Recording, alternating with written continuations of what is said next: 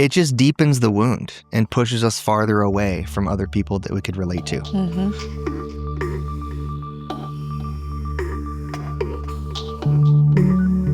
I think you both just highlighted how sometimes post-traumatic growth gets veiled as like toxic positivity, right? Because toxic positivity almost just forces repression a little bit further and really honors that, right?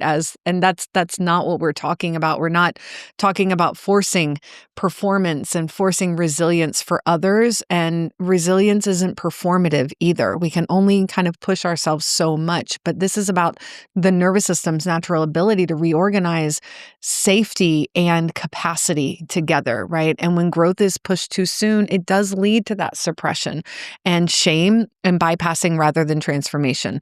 Authentic growth requires space for grief and stabilization first, a full emotional experience, and even language for emotions.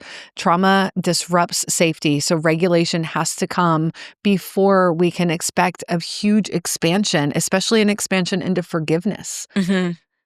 And once the body no longer feels under constant threat, curiosity and meaning-making emerge organically.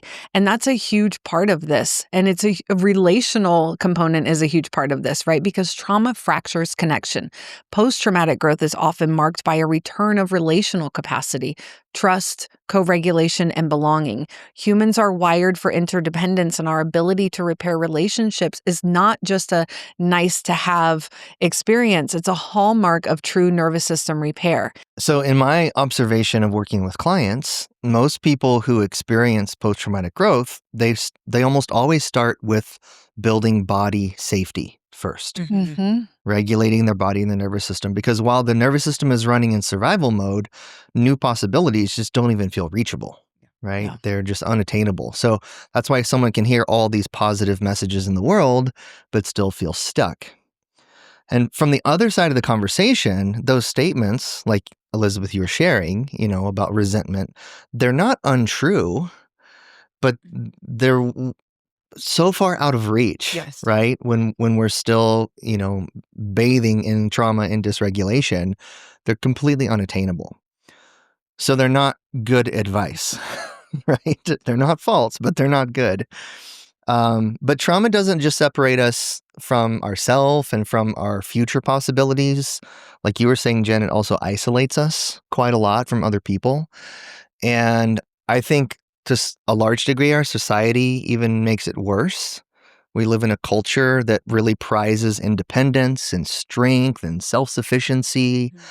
And if trauma already pushes us towards isolation, that message that we just need to forgive, or we just need to drop our resentment and the positive, toxic positivity, it just deepens the wound and pushes us farther away from other people that we could relate to. So when people regulate their body and nervous system into safety, often with neuro tools, and when they reconnect with relationships and they find relational safety, those are the two things that really allow growth to take root and for those 5 key domains to start to change and shift our perspective on the world. Something that was coming up for me when you were talking, Matt, too, about these things aren't wrong. They're just not right for someone at that moment. And then what happened, and what I see happen a lot, is then it just drives the coping behaviors because you're getting pushed more into that repression. So then I can't stop binging. I can't stop numbing out. I can't stop dissociating or social media scrolling. And you're doing all of this work on self-improvement, but that repression is just happening more and more, and you're not actually developing the skill. And then it is disconnecting you more from others because that shame of not being able to, and the emotional, like you become more and more afraid of your emotions if they're the thing that is not going to help you grow to that next place. And so you disconnect more from others. You don't share that and have that connection as you're going through because it. you can't trust their response. They drive your dysregulation, and it really also is a huge block to trusting yourself And so it furthers the disconnection that you are having with yourself too, about even trusting your experiences and where trusting the experience that you are living from. Yeah, it's so hard to show up with vulnerability and to trust the very same people that are driving your dysregulation. Because you're like, they're tasking me or advising me to act in a certain way. And if I show them who I really am, are they going to be disappointed? Is there going to be judgment and shame? So for me, that whole cycle just led to more masking, right? The advice from those people or those groups caused me to show up in like a performance manner. Like I'm going to put on a really good face. I'm going to act this way in public. And then in private, it caused me to be even more dissociated because I'm not living in integrity and congruence with who I am and how I feel.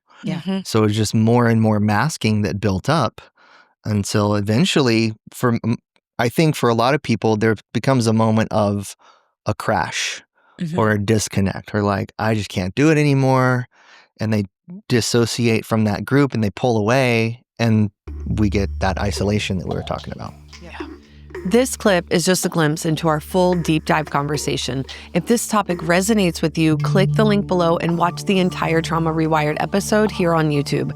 And don't forget to subscribe for more powerful discussions on how neuroscience, the nervous system, and practical tools for repatterning can transform your resilience, behavior, and personal growth.